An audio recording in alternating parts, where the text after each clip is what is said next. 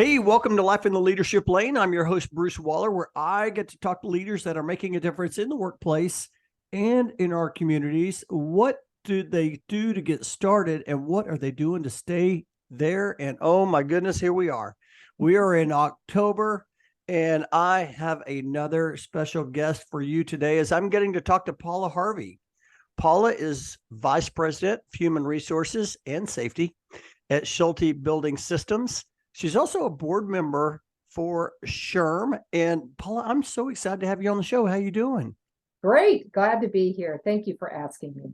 I always like to reflect on the last time when I met my guests, or we've known each other through SHRM for a long time. But the last time we saw each other was at the Texas SHRM Global HR Conference in Houston. Yeah, just a few weeks ago. So that I love going to that.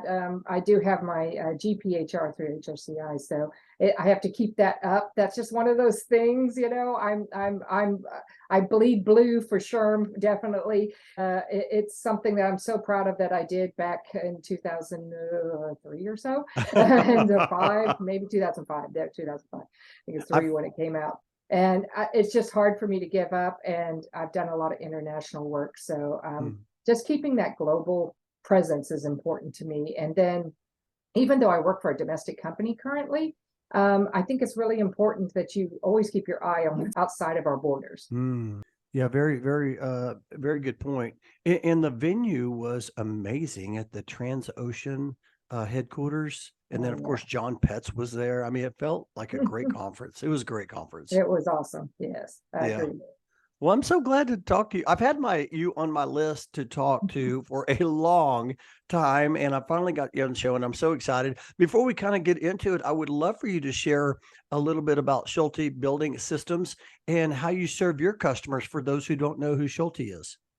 Well, Schulte Building Systems is the 4th largest metal buildings manufacturer in the United States. The top 3 are kind of billion-dollar consortiums, so we're the next tier down. We are, literally just a metal buildings manufacturer, but I don't think of us as just as anything, but was formed by some really forward-thinking folks who wanted to just do right by employees. That was really their big thing. They'd come from the companies that were public companies, and they just wanted to have a private company that really cared about our customers, our vendors, and our employees. And those 3 together are really important. And they empower all of us on our exec team and the management team to do that. And it is really exciting to be in a company like this. I joined them 7.5 years ago, and we have grown from 500 employees to almost 725 right now. And we just financially been doing very strong, and really proud of the gains this amazing team that I'm on has made over these years that I've been here. And we just continue to, try new things, do new things. Being a little bit smaller company than the big 3 allows us to be more innovative and also be very, very, employee first. So as an HR professional, that's the sweet spot. That's awesome. And you're headquartered in the great city of Houston, Texas?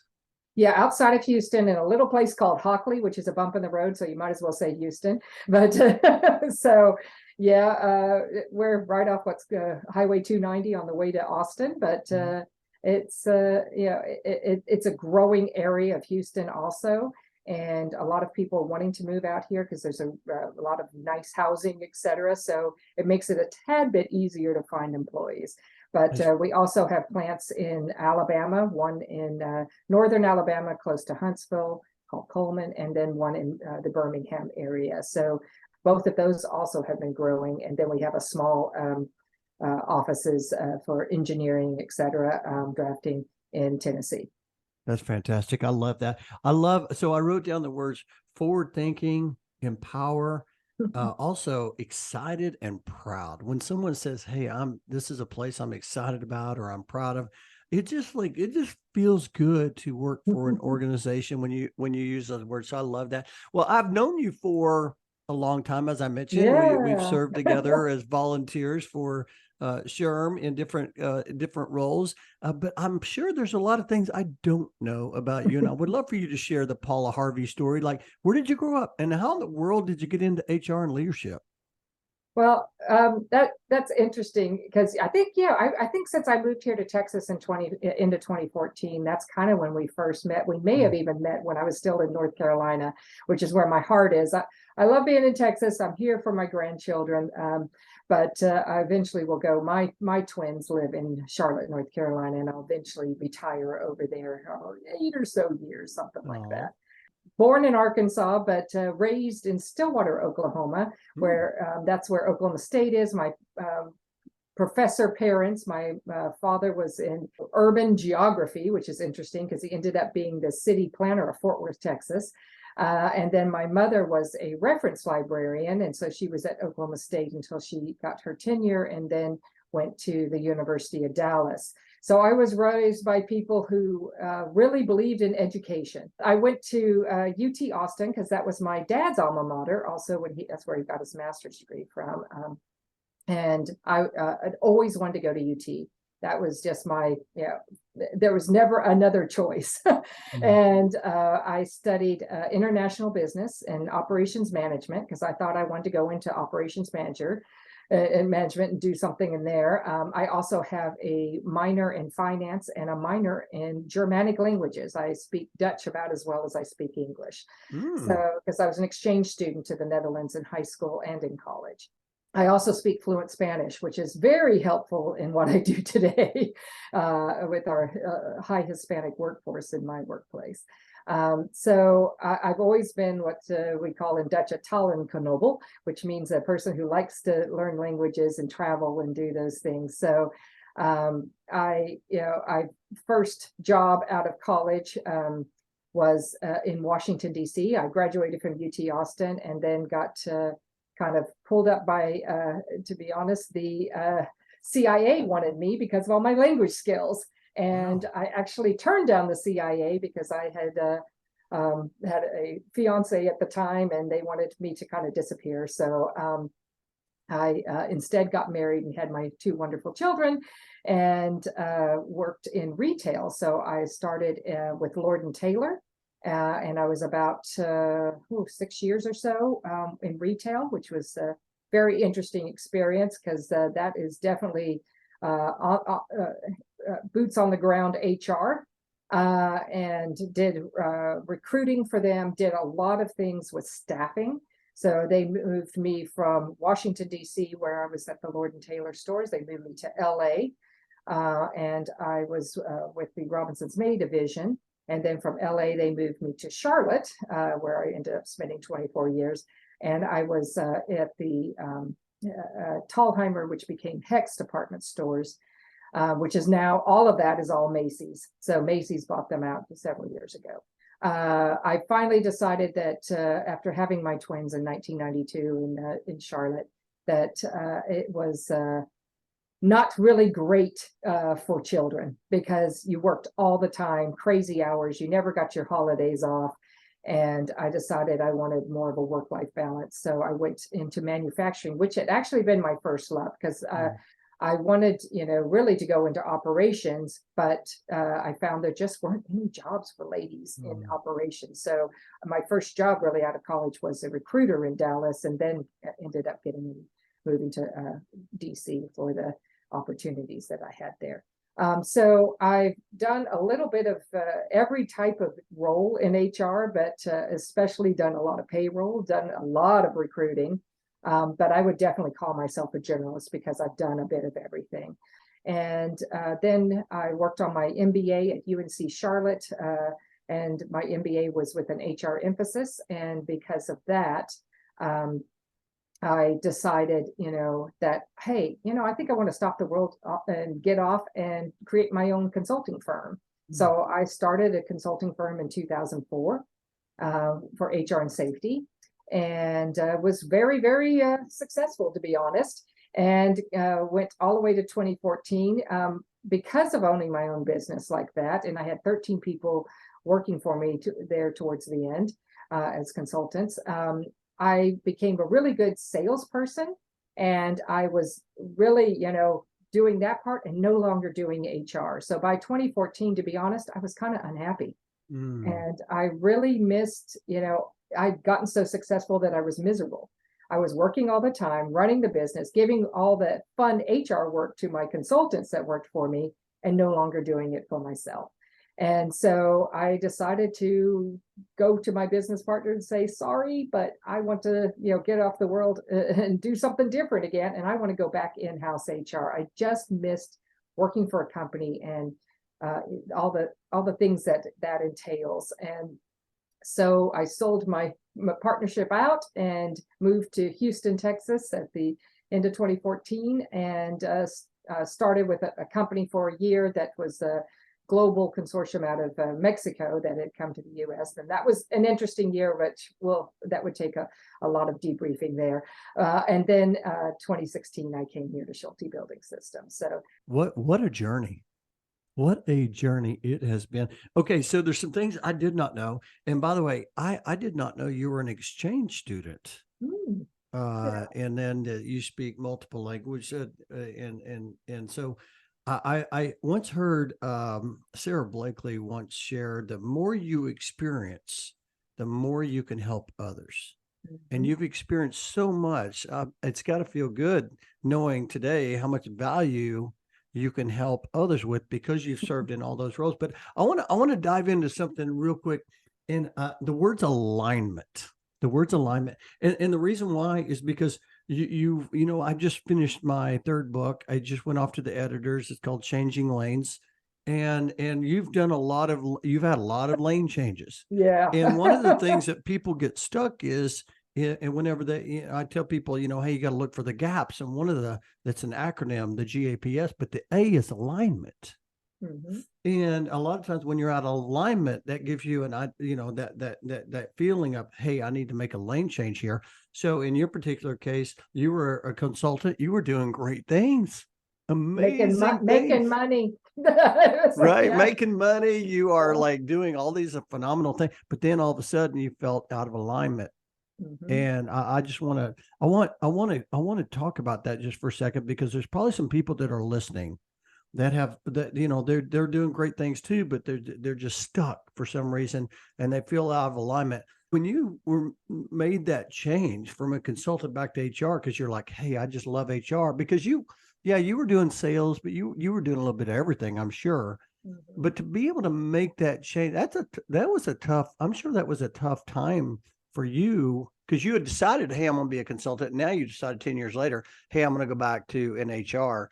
Talk about the importance of alignment when you're making career changes.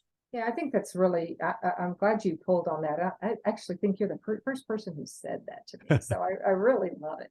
Because I think about, for a while there, I was just so, my husband would say, I'm at 1 or 2 o'clock in the morning, I'm doing all the financials of the company. And my business partner was super happy. He was getting to get out there and do all the things. And we were doing training and development and all this stuff. And he was just all in it. And I was like, I'm miserable. And he does not see this with me. And it really shocked him when I said, hey, I need to leave. I need to get out of this. I've gained a lot of weight. I felt unhappy. I was just, spiraling a bit, and I knew something was wrong. And these days now we talk about our own mental health, but back in 2014, I don't think we were really concentrating on what that meant. And so I knew my mental health at that point in time probably just wasn't right, because I wasn't happy. I wasn't getting up every morning to go, yes, I'm ready to go do this. I do that now. I get up in the morning, I'm like, ooh, I get to go to work, and we get to go we get to do all these cool things. Like today we have our final benefits meeting for renewal. So I'm like, ooh, what are we going to be offering next year? And you get up and you're excited about those things. I wasn't getting up and getting excited about some of the things I was doing in my consulting business, although I was making differences in people's lives, and my company and my employees were doing that especially, but I wasn't personally feeling that fulfillment. And there's times in your life when you just got to recognize that. I remember a really good friend of mine was the CHRO of TIAA CREF up in Charlotte, North Carolina. And all of a sudden she realized she was just doing so much admin work and so miserable that she decided to stop the world and opened a day spa. And I was like, what in the world are you doing? And she's just like, I've gotten to every pinnacle I wanted to in my career and realized I'm not happy. And so she decided she would go and do that. Sometimes you've got to make those choices. I think of one's life and one's career as different chapters. Okay. So right now I'm in the CHRO VP of HR, whatever you want to call it, chapter of my life at this point. I was in the consultant chapter, a few years back, and I plan to be in a different chapter in about a few years. And the biggest thing, my advice on that is plan it. I am such a planner. You should see my Excel spreadsheets. But I just plan, and I also put the things in place. I knew if I ever wanted to have those top HR jobs, I needed an MBA. So I went and got it back in the late 90s. I knew if I wanted to, make the type of money I was hoping to make, that I had to do some of those things. I knew I had to get certifications if I wanted to get those better jobs. And I went and did all those things. And it's blood, sweat, equity, and you got to do those. You've got to, invest in yourself. And I teach at Rice University and teach the SHRM-SCP and SCP prep courses. And I'm always just so excited about all the students. In fact, I have the largest class I've ever had this semester, that they are investing in themselves, because it takes 100+ hours to sit for those exams and prep for those exams. And you've got to make those investments in yourself. And that's what I've done over the years. And it has paid, 100-fold in what I've done in my career, but also in, how proud I am in myself. I've worked hard to get where I'm at, but I continually improve. And the tagline I had for my company was learning is a lifelong process. And I really, really believe in that. You should never, ever give up learning. I always say I'll stop learning the day I die. That'll be it, and then I'm done. But I want to continue to learn. I love reading. I love finding out what the current things are going on. I start my day by reading the news. And I'm always finding out what's going on around me and what are the latest, greatest practices. I just got into ChatGPT. I've been having so much fun with my little app now. So even though I'm like a little bit, cynical about it, but still I'm learning how to use those things. Yeah, that's fantastic. I will tell you, the common thread for high performers is continuous improvement, continuous learning. And you've got, as you talked about that, I thought about different seasons of life. And I was having a conversation with a good friend, and she was talking about, you learn, you earn, and you return. You're in these different stages. So when you start, you need to learn all you can, and then and then you'll start earning more, and you'll start doing things. You'll have to put in the work and different things like that. But hey, I do want to ask. I love to ask my guests around mentorship. I think it's important for people to hear how high performers. Have there been mentors in your career that have helped you along the way? And if there were, could you share maybe a couple, and what was it that made them a good mentor? Well, let's start off with the first one. That's my daddy. My daddy was the best. My mother was my best buddy, but my daddy was my mentor. Oh. And when I was young, I would go sit on, there was these little steps to go into his little office that he had at work, at home. And I'd sit on the steps and we'd talk for hours. And he was just the best mentor, and just let me know that I could be anything I wanted to be. And he would talk me through things and just make me reason through things. And he got me to really, be a researcher and, try to make sure I had the most accurate facts and information, because he was an amazing writer, and he was being a professor of that, and then being a city planner. And if you go to downtown Fort Worth, that's my daddy. He planned all that. I love so that. when I see you this weekend at the HR Southwest, think about my dad there. So Paul, and I'm named after him. He was Paul, so Paul. And so that started. He was always such a mentor, but and mom too, because mom always told me, get involved in whatever your profession is, get involved in their national organization. So that's why I'm involved with SHRM. professional mentors, it was really important. There's a gentleman, his name is Paul Holmes, and he's just was an amazing HR professional that I knew through the HIV/AIDS consortium. I had a young man who worked for me get HIV and later pass away from it. He was the first person who visited me once the twins were born. And because of this gentleman, I went to the HIV/AIDS consortium to learn more about it. So that, and this is back in '92. So I met Paul there, and he was giving all these presentations and taught me how to give those presentations, so people wouldn't think, oh, if you touch anything, you're going to get HIV from it, and understanding how the transmission was, all the things back in a long time ago. Paul just was just the quintessential HR professional. I just loved how he was. And anytime I had questions about how to grow my career, he was always there for me, and just absolutely adore him as a human being. I've also had a coach. So his name is Harvey Smith, and he was a great coach to me over the years when I had my business. And there's just been other very influential people for me. I tend to be a guy's girl, so most of my mentors have been men over the years, but I have also a lot of really close female friends too. So, yeah, and my best friend, as you know, her Melanie Peacock. So, so that's why my peacock's on. So, that's great. Through my HR career now, I've made some amazing friends that, I go to SHRM meetings and conferences and stuff and see those friends, and we're all, really close and talk about things. And then I want to tell you that SHRM has done a really great job by putting this executive network together.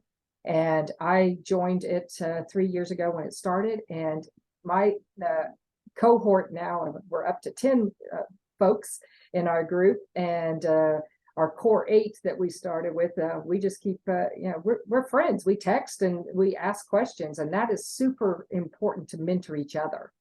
But it's also important that when you get to my stage in my career, that we mentor others. I have tons of mentees.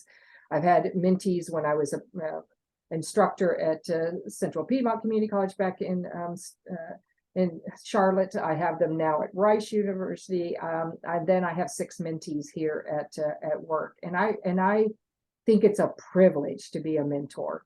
And as much as I mentor them, they reverse mentor me. And I think I always ask all my students when I'm teaching at Rice, I said, how many of you have a mentor? And if they are not raising their hands, I'm like, what are you doing? And explain why it's so important to have mentors in your career. I mean, you need to have somebody who's a cheerleader to you and help you. And then, for me, it's also, I had some that they would, call me on my stuff. And they need to pay a little devil's advocate. You need to, say, hey, what are you doing that? Why are you doing that? And I especially, I think of my coach, Harvey Smith. He would call me on my stuff, and I say, but I really think that's right. He says, I just want you to be 100% sure, because you weren't talking about it like you were sure. And he says, if you're not passionate about it, it doesn't really happen well. And so he really helped me with that.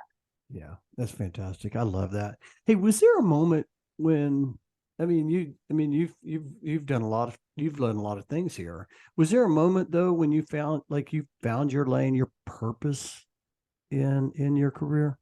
In 1994, I joined the Charlotte area SHRM. So okay.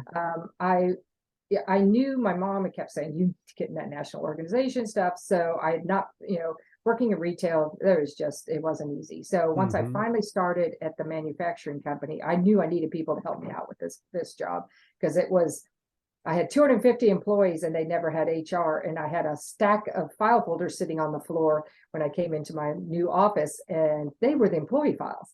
And so, oh man, I had a lot to learn. And so I really had to build HR from ground up at that company. So joining that local group was really, really important. But one of the issues that I encountered at this Charlotte area SHRM at that time was it was kind of cliquish.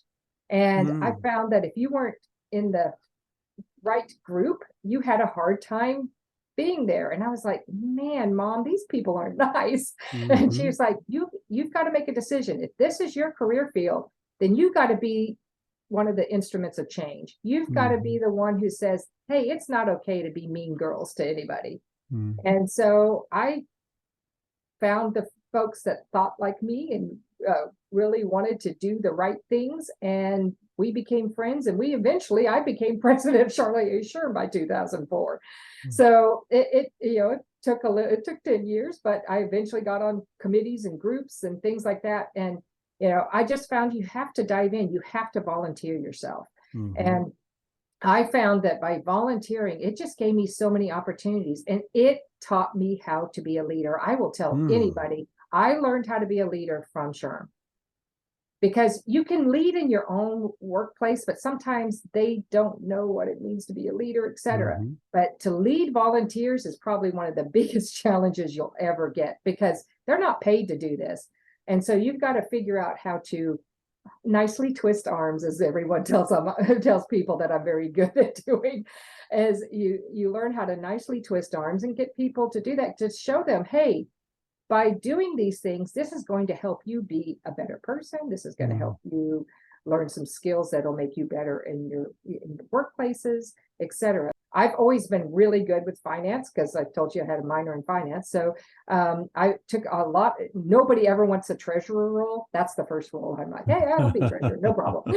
So I've done a lot of that, done budgets, done all sorts of those things. I love numbers. So that's really helped me with throughout my career, is the fact that I do like numbers. I always tell people, it's real. If you're, a lot of HR people, one of the reasons I got into HR is they thought, oh, there's not a lot of math there, but you need to know statistics. Statistics is really, really important. Learning about statistics, how to, do averages and various things, just basic algebra, that's really, really important. So I've used that very well. And just to know the metrics that are used in HR, that's really, really important. And then be able to take that and make it an HR analytic and analyze those numbers and how that will affect the workplace. That's super. I love all that you shared, because as I think about purpose, for me, it's kind of, my career has kind of been similar. People talk to me about, wow, you just really love what you do. And I say, yeah, I love what I do. It's not just about boxes and trucks and moving people. It's about everything, right? I'm involved in volunteering. I've got this amazing network. And that's where the purpose comes in. And so I appreciate you sharing that, because when I talk about purpose, a lot of times people don't talk about that, like that big picture. They talk about maybe that moment that they really, and you just took it to a whole, like, just really expanded that. I do want to dive into this for a second. So you have served, and again, by the way, you've served local, you've served state, you served MAC rep, you served as a state director, and now you serve on the board of directors for SHRM National. For those who are listening, though, there's some people out there listening. It takes time. Takes time to do what you do, Paula. So how do you do that? How do you what drove you? Like, obviously you wanted to get involved because it's your industry, but like, for those listening, maybe give a couple of things that might help them get involved, like move them towards getting involved, and not just getting involved, but joining that committee and being part of change. Well, one of the first things that I noticed doing at our local chapter was to be on essentially the greeter the thing. So they call it the ambassadors at we renamed it the ambassadors. So just greeting people at a meeting. The first reason I did it was because I wanted to find another job, but that helped out, and then another benefit, by the way. Another benefit, yeah. And so I was at a company that was a little rough. And so then when I later by 97 got into the job at the steel manufacturing company that I worked in Charlotte for about 8 years, yeah. Then it wasn't so much that I wanted to help people, and that helped me. And I was very, very fortunate that I have a super supportive husband, that he drove the van when we took students to go to competitions.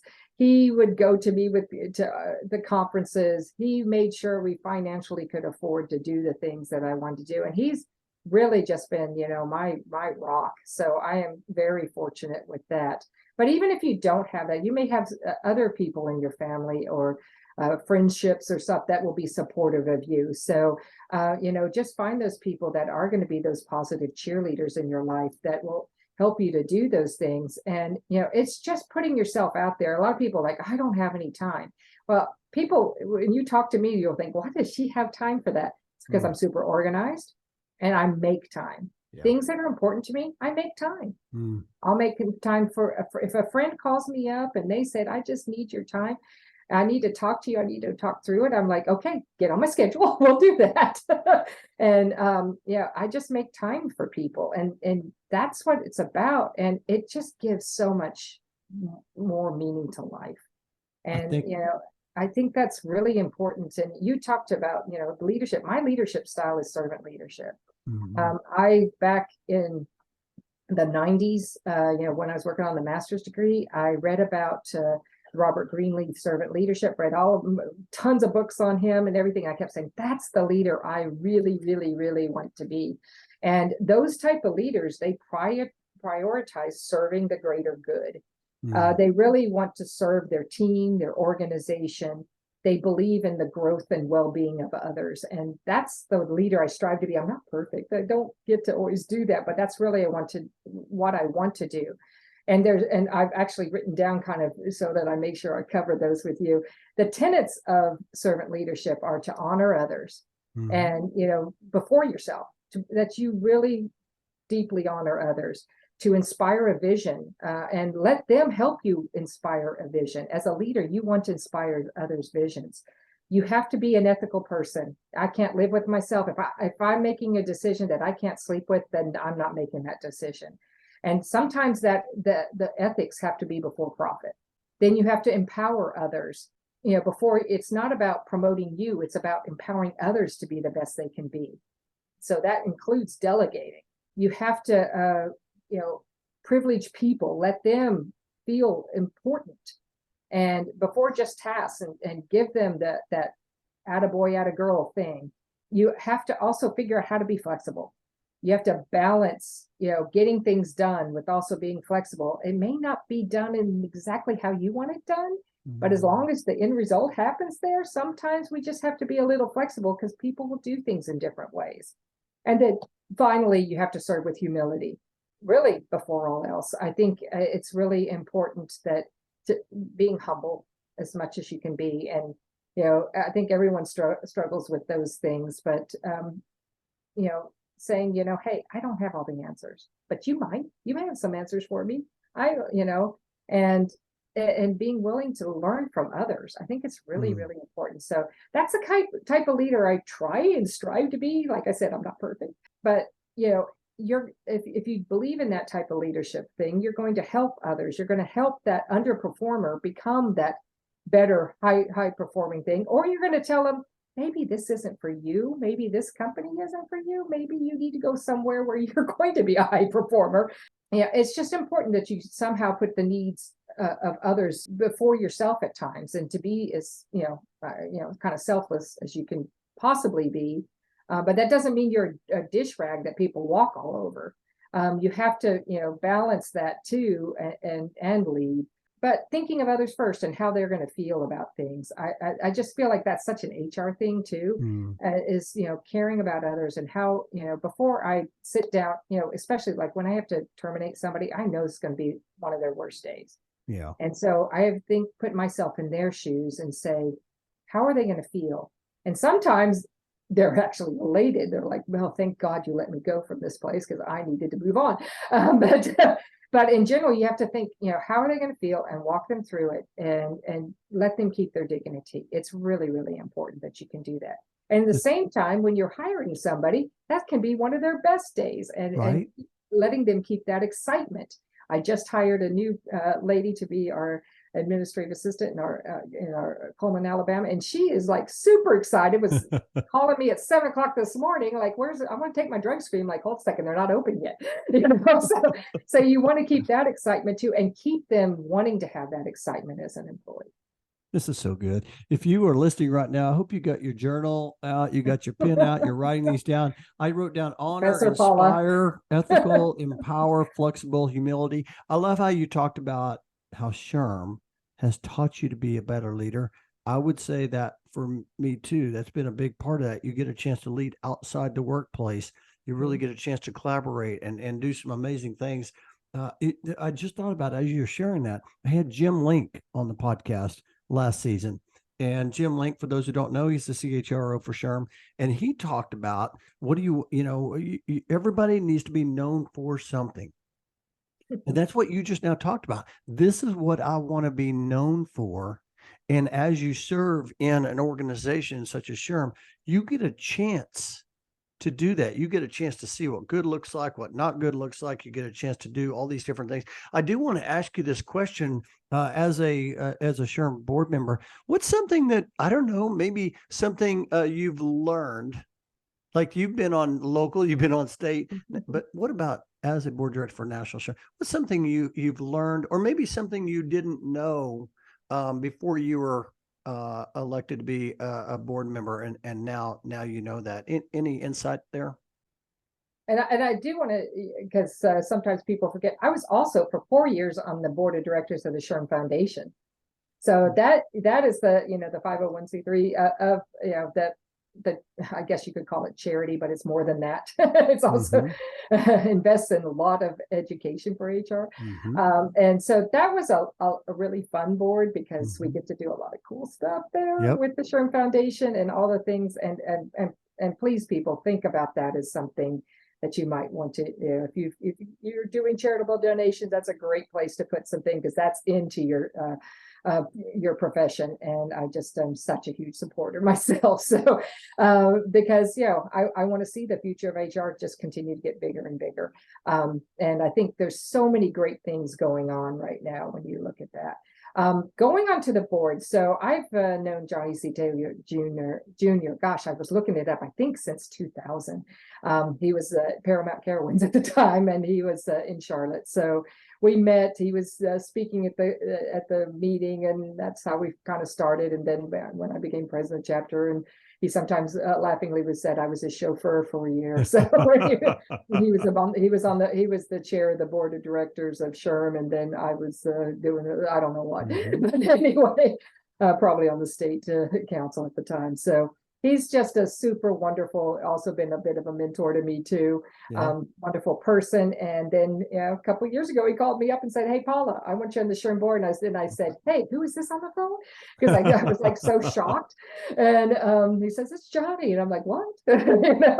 And I was so excited about that. Because to be honest, I was humbled and like, oh, wow. Because, I just thought of all the people I'd seen in the past that had been on there. And I'm like, oh my gosh, I'm just really shocked and humbled that he's asked me. It is way more work than I ever thought. Gosh, I will tell you that. I'm on 2 pretty big committees. So the stuff I love, though, comp and benefits, and the audit committee, which is finance. So I love all that piece. But it's a lot of work. That's probably one of the biggest things. But I am so impressed with how well SHRM is run. The leadership team has some of the finest people I could ever see in this field. The intelligence and things that are coming out of the research, et cetera, is just phenomenal. And I'll tell you, HR has such a bright future. People don't realize that. I mean, there's just companies need us. I think we learned that through COVID, how much they needed us, but they need us for even more things into the future. I mean, just helping companies grow and helping to be that voice of reason sometimes. Helping, I had my president in here earlier today, and we were talking through some of the strategy pieces of the company, and it's really important to have that voice of the humans in the workplace talking about it and understanding how to build companies. And HR professionals need to dig in, know your stuff. I mean, I Mm. really believe you need to get your certifications. Of course, I'm going to say SHRM-CP and SHRM-SCP, but it really, knowing your stuff is really, really important. I tell people my MBA, tells folks that, I'm pretty good at school and I want a certain amount of money. But my certifications tell people that, hey, I'm an HR professional and I know my stuff. And you have to recertify it every 3 years. And that's important. I love the fact that I can study all sorts of different things to recertify it. And, even my safety stuff works out great with that. So I do way more than is needed for it, but that's just because I like to study. But anyway, it's important to, keep up with things. And yeah, I just think you need to try to be the best human resource professional that you can be. And, and take pride in what you do and take pride in how you serve people at your workplace. And I think it's an honor to work in HR, to be honest. Well, this has been very inspirational. I know that Johnny C. Taylor, he's very inspirational leader. You talked about there's a lot of great things happening. I see it because I see the people. Mike Aiken, he's going to be down for the HR Southwest Conference. Wendy with the foundation came over to one of our state meetings in San Antonio. Dr. Alonzo, he's been on the show. I mean, there's great minds doing great work for HR professionals. And I think you're right. The future is so bright. It's so good. I love that. Hey, I wanna ask you one last question before we get into his time day salary. I have like 100, Paul. I have like 100 more questions. I want to ask you. This is so good. But I do want to, for those who are listening right now, and they're like, you know what, it's time for me. It's time for me to make a lane change here. I need to get involved. I want to grow as a leader. What are a couple more tips that you would share with anyone listening right now that said, hey, listen, the good things are happening. And by the way, I appreciate you bringing up the executive network because I think that's important. A lot of people still don't know about the executive network. So I think that's important. We're growing, like put a link on that. 1,400 members or something. It's growing. Yeah. Share just a couple of things you would share as far as like volunteering, being part of SHRM, that if someone wants to grow their career, you would encourage them to do this. I'll tell you something funny. My husband and I were talking about this career stuff, and we had gone down to the zoo in Columbia, South Carolina. Okay. And we were talking over lunch, and then I flipped. They had this cute little paper placemat, and I flipped it over, and I sat there and made 1 year, 5 year, 10-year plan, and wrote all the things. And it's amazing how much I followed that. And it was, this is back in like 2000 or something. And then each year I keep on updating it. And it's okay if that plan got start over again, but just making those plans was so important. And I have right now my plan, and a lot of people know I'm actually started last month. I am now in the taking the I guess I get the School of Ministry, and I'm going to become a deacon of the Episcopalian Church. So you're going to see in 3 years, I'm going to have a white collar, and I'll be Reverend Paula Harvey. I'll continue to work my full-time job because they don't pay deacons. But anyway, so it's my retirement gig. It's my plan. And this is how I'm going to continue my servant leadership outside of my career field eventually someday. And I think just making plans for what you want to do. One of those plans back in 2000 when I started said, get involved more in my local chapter, start volunteering, eventually get on. I think it was, within 5 years to be the president of the chapter. Hey, I made that happen 2004. So remember, this is 2000 when I was there. So, and I just, all those things, I remember doing that even before when I was working on my education. And make sure you get your certifications and this, that, and the other. Actually, I remember the 1 year was the certification because I got my first certifications at the end of 2000. So it's really important that you make plans. And if the plan doesn't work out, you can cross out the number and make it a different year. Love it's okay. It's okay. But it's a Druckerism that was, what gets planned gets done. So it's important that you make plans and try to follow through with those things and put the plans in place to make those things happen. and be organized with it, you know. Mm. And some people just live in chaos all the time, but I'm kind of a really an organized person. I have my charts, my graphs, my checkoff lists and things like that. And it makes me a lot more efficient in HR. And it just works for me, but maybe not everybody, but it does work for me. But I've seen people with some amazing planners that are way more organized than I am. So yes, you have to fit what works for you. I love it. You find your lane. I love that story. It reminds me of a time I was playing golf with a CHRO, and he was telling me about all these amazing golf courses and places that he plays golf. And I stopped him for a second. I said, listen, you're a busy guy. How do you have time to play golf everywhere? And he said, I schedule it. And that's what you're talking about. Plan it. And I love it. You just flipped over a piece of paper and said, hey, here's who I want to be in a year and 5 years and 10 years. And I'm just going to kind of start working this plan. And that's such great advice. And I appreciate you sharing that. I know there's somebody listening right now that is turning over their paper right now, writing down their plan. And I appreciate you sharing that. This means a lot. Listen, I told you the time was going to fly by. I want to shift to It's Time to Accelerate. Just ask you some fun questions as we kind of wrap up here. Book or podcast? Would you rather read a book or listen to the book on Audible, or would you rather listen to a podcast? I'm a reader. I love my Kindle. Love it.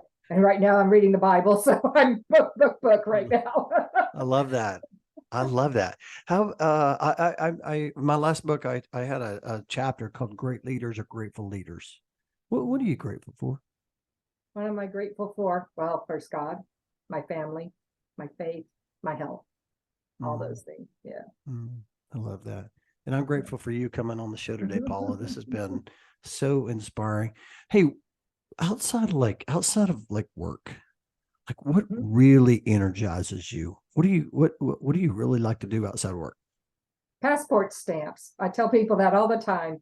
As much as I can travel, I've been to 50 of 50 states since 2001. I'm always doing that. I've been to 53 countries and counting. So I'm always trying to figure out how to get more passport stamps. I love to travel. I love it. I love it. And I can't wait till you travel to Fort Worth for the HR Southwest Conference. This is going to be playing the week of the conference. So I'm excited about that. Okay, here's my final question. My probably my favorite question. Paula, 10 years older, is around the corner and she's knocking at your door. You're going to answer that door. What's she going to tell you? I think that 10-year-older would say, hey, don't worry, but you didn't have to do things perfectly back 10 years ago. Don't sweat the small things. I like Just that advice. do stuff that you like, and keep on helping others, because that's really what energizes me, is if I can help others. That's really a big deal for me. And that's probably why I want to be a deacon. That's what they do. So in my new book, I talk about success versus significance, and success is about really helping yourself get to where you need to go, and significance is about helping others. And you're living a life of significance. And I appreciate you so much for coming on the show today, sharing your wisdom, your perspective. I love hearing your journey. There's people that have I've got a whole page of notes here. If someone wants to follow you or connect with you, Paula, how's the best way for them to connect and learn more? I'm on LinkedIn. I don't tend to publish that much just because it's too busy. Come to a SHRM event. Come to, there you go. Yeah, meet me at annual SHRM. And I usually sit up front now because I'm on the board, but come up and talk to me. That's really important. Register now for the SHRM conference in Chicago in 2024. I'll put that link in the show note. You can meet Paula at that conference. Also, if you connect with her, I'll try to connect with her on LinkedIn. Be sure and let her know you heard her on Life in the Leadership Lane. Maybe something she said that inspired you, that helps the connection so much better. And so, Paula, thank you so much. I appreciate you, and mostly I appreciate your friendship, and I can't wait to see you in Fort Worth. Great. Looking forward to seeing you. Awesome. Okay, I'll talk to you later.